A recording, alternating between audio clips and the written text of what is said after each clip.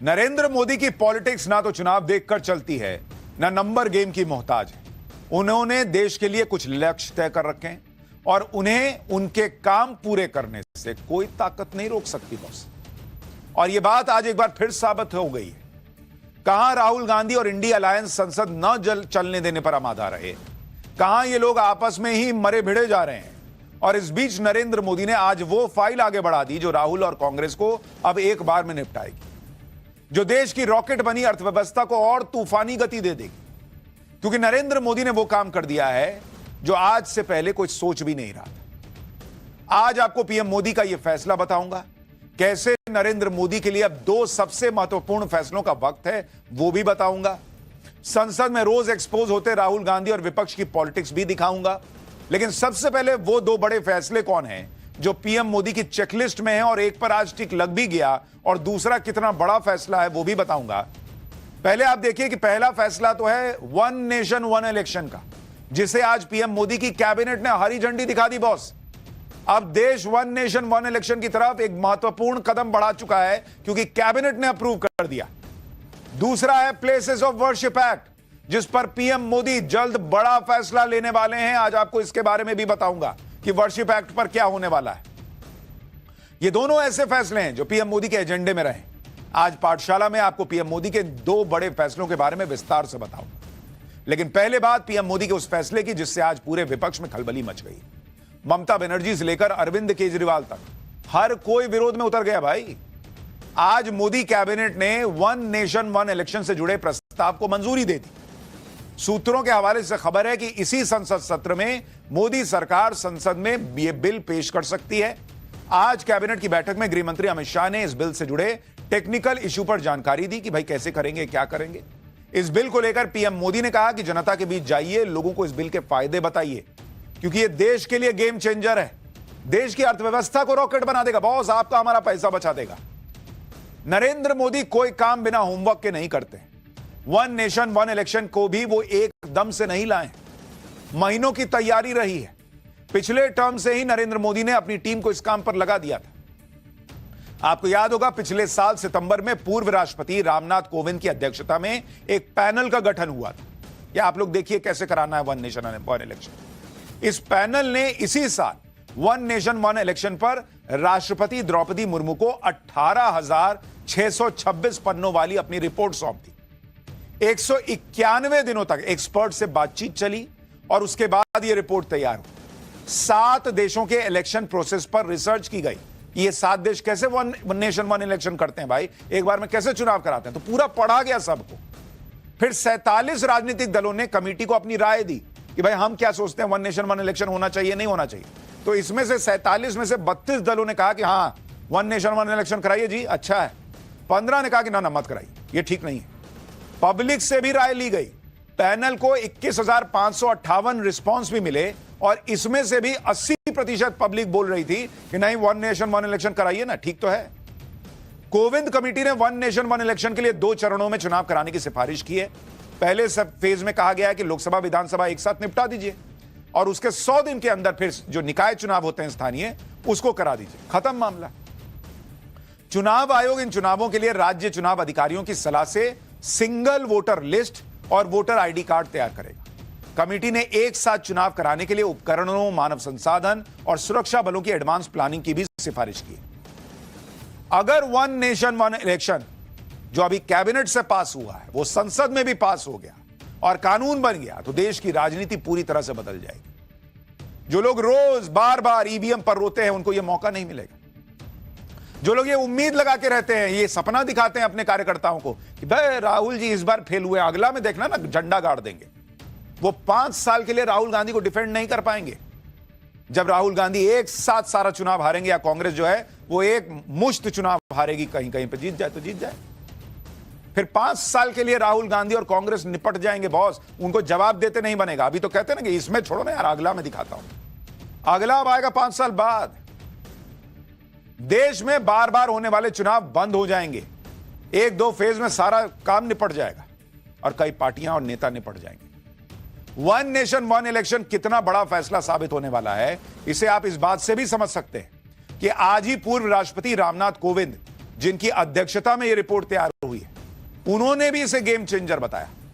रामनाथ कोविंद ने कहा कि यह मुद्दे किसी राजनीतिक पार्टी के लिए हित अहित का है ही नहीं, देश के हित का मुद्दा है। यह गेम चेंजर साबित होगा। उन्होंने कहा कि अर्थशास्त्रियों का यह मानना है कि इसे लागू करने के बाद देश की जीडीपी 1.5% बढ़ जाएगी बॉस। यानी अभी ही दुनिया मुंह बाय देखती है कि अरे बाप रे, हम लोगों से 1.5-2% की ग्रोथ रेट नहीं हो रही। भारत की अर्थव्यवस्था रॉकेट बनी हुई है। रामनाथ कोविंद कह रहे हैं वन नेशन वन इलेक्शन आ गया, बार बार जो है चुनाव की वजह से सरकारी काम रुकने बंद हो गए, बार बार का खर्चा बंद हो गया, देश की जीडीपी 1.5% भाग जाएगी आगे। आप सोचिए देश के लिए कितना बड़ा ये गेम चेंजर होने जा रहा है जो नरेंद्र मोदी कर रहा है। लेकिन नरेंद्र मोदी कोई डिसीजन ले और इंडी गठबंधन छाती ना पीटे, ऐसा कैसे होगा बॉस? ऐसा तो हो ही नहीं सकता। भले ही लोग कहते रहे कि देश के लिए अच्छा फैसला है, लेकिन इंडी गठबंधन को तो हर बात में मोदी विरोध करना है। इसलिए वन नेशन वन इलेक्शन का विरोध ऑलरेडी शुरू हो चुका है। वन नेशन वन इलेक्शन को जैसे ही पीएम मोदी ने मंजूरी दी, वैसे ही इंडी गठबंधन तिल मिला गया। अरविंद केजरीवाल बोलने लगे कि देश को चाहिए एक राष्ट्र एक शिक्षा, एक राष्ट्र एक स्वास्थ्य सेवा प्रणाली, एक राष्ट्र एक चुनाव। नहीं चाहिए भाई, आपको लग रहा ना नहीं चाहिए, पब्लिक तो कह रही है कि चाहिए। और आप वन नेशन वन हेल्थ दीजिए ना भाई, वन नेशन वन एजुकेशन दीजिए, किसने रोका है? ममता बनर्जी कह रही है कि असंवैधानिक और संघीय व्यवस्था विरोधी बताया है उन्होंने इसको।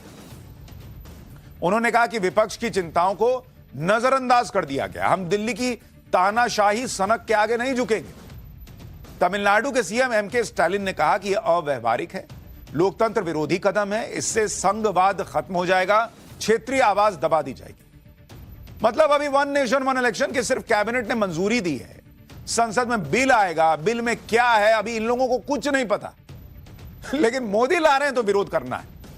और इंडी गठबंधन को अभी से लग गया कि मोदी सब खत्म कर देंगे। एक बार इंडी गठबंधन के लोग क्या कह रहे हैं सुनिए जरा, फिर आपको बताता हूं कि यह संभव है या नहीं है और कैसे होगा यह सब। ये जो बिल आ रहा है ये फेडरल स्ट्रक्चर को पे एक सवालिया निशान लगाता है। ये वो सरकार है जिसने फेडरल स्ट्रक्चर को आए दिन उस पर हमला करने का काम किया है। सवाल ये भी उठता है कि ईवीएम मशीन्स पे जनता के बीच में इतने सवाल हैं, क्या उसका जवाब देगी कोई तय कर रहा है। सवाल ये भी है इलेक्ट्रल डेमोक्रेसी को ये कहां तक स्ट्रेंथन करेगा। ये बिना ड्राफ्ट आए देखे क्या कहना है, लेकिन मैं समझता हूँ कि अगर उसमें कोई बात तर्कपूर्ण नहीं है, उचित नहीं है, तो विपक्ष उसे होने नहीं देगा। मुझे ये नहीं समझ में आता कि अगर 5 साल के लिए एक निर्वाचित सरकार है और वो सरकार बीच में अल्पमत में आ गई तो आप क्या करेंगे? क्या आप एक चुनी हुई सरकार का दोबारा मिड टर्म इलेक्शन नहीं होगा? ये जो फेडरल स्ट्रक्चर है तो इतना सारे स्टेट्स है, अपना अपना हिस्ट्री है, अपना अपना जियोग्राफी है, अपना अपना पॉलिटिकल केमिस्ट्री है, तो इस देश में ये पॉसिबल नहीं है। ये लोग जो ये बता रहे हैं कि इस देश में ये पॉसिबल नहीं है, उन्होंने पॉसिबल ना होने के लिए क्या तैयारी की कि भाई ये नहीं होगा? क्या रिपोर्ट है? एक कमेटी 18,000 पन्नों की रिपोर्ट दे रही है, वो कह रही है पॉसिबल है, ये बैठे बैठे कह रहे हैं कि पॉसिबल नहीं। और ये वही लोग हैं जो कहते थे कि अरे मोदी कह रहे हैं कि देश में साफ सफाई होनी चाहिए। कौन साफ सफाई करेगा? पॉसिबल है? हुआ ना पॉसिबल बॉस। लोग आज कचरा फेंकने के बजाय जेब में रख के डस्टबिन में डालने लगे ना, धीरे धीरे खुले में शौच बंद होने लगा ना बॉस। गरीब को घर मिलने लग गया ना, अकाउंट में पैसा डायरेक्ट आने लग गया ना। जो लोग कहते थे ये यूपीआई होगा, सब्जी वाला जो है क्या मशीन लेके चलेगा, लोग पैसा लेके घर से निकलना बंद किए, मोबाइल से पेमेंट कर रहे हैं ना बॉस। इन लोगों को तो हर चीज इम्पॉसिबल लगता था, तो इनको लग रहा है कि वन नेशन इलेक्शन नहीं हो सकता, तो कोई बहुत बड़ी बात नहीं है। लेकिन विपक्ष पूरा खर्चा पानी लेकर अभी से वन नेशन वन इलेक्शन के विरोध में उतर गया है। अभी तो बिल आया नहीं है, जब संसद में पेश होगा तो वहां विपक्ष अपनी बात रख सकता है। दूसरी बात, वन नेशन वन इलेक्शन कोई नई बात भी नहीं है। देश में 1967 तक चुनाव होते थे एक साथ, तो ये कैसे कह रहे हैं ये लोग 67 में हो जाता था, अब नहीं हो सकता है? ये तो गलत का बात कह रहे हैं कि ये पॉसिबल नहीं है। तीसरी बात, दुनिया के कई बड़े देशों में एक साथ चुनाव होते हैं, बहुत आराम से होते हैं, कोई दिक्कत नहीं होती। वो कर सकते, हम नहीं कर सकते। इन लोगों की यही सोच कि वो कर सकते हम नहीं कर सकते, भारत को रोके हुई थी, जो 2014 के बाद चेंज हुआ। चौथी बात, वन नेशन वन पैनल ने कई देशों के वन नेशन वन इलेक्शन को स्टडी किया है, सिर्फ हवा में इसकी सिफारिश नहीं की गई है। Germany, Japan, Indonesia, south Africa, Sweden, Belgium, Philippines, सब जगह एक साथ चुनाव हो रहे हैं। पांचवी बात, अगर एक साथ चुनाव कराने से देश का वक्त बच रहा है, पैसा बच रहा है, बार बार चुनाव आचार संहिता लग जाती है, काम रुक जाता है, वो काम रुकना बंद हो जाएगा, बार बार जनता का टाइम बचेगा, पैसा बचेगा, आपको दिक्कत क्या है भाई? भाई आप 5 साल बाद या बीच बीच में जब चुनाव होते हैं उस वक्त अगर नरेंद्र मोदी को हरा सकते हैं तो एक साथ में भी हरा दीजिए, इसमें क्या बड़ी तूफानी बात है? जो आपके लिए रिस्क है एक साथ चुनाव होने पर, वही मोदी के लिए भी है, लेकिन इनको समझना ही नहीं है, हर चीज में विरोध करना है। अच्छा, ऐसा नहीं है कि दुनिया में कहीं वन नेशन वन इलेक्शन नहीं होता है और मोदी सिर्फ भारत में इसको लेकर आ रहे हैं। भाई इंडोनेशिया बड़ा देश है, वहां 2019 से सारे चुनाव एक साथ हो रहे हैं। इसी साल फरवरी में इंडोनेशिया में सारे चुनाव एक साथ हुए, 20 करोड़ लोगों ने एक दिन में वोट डाला, राष्ट्रपति, उपराष्ट्रपति, सांसद, विधायक, पार्षद सब एक साथ चुन दिया भाई। स्वीडन में भी ऐसा ही सिस्टम बना हुआ है कि वहां पार्लियामेंट से लेकर नगर पालिका तक सारे चुनाव एक समय पर एक साथ होते हैं।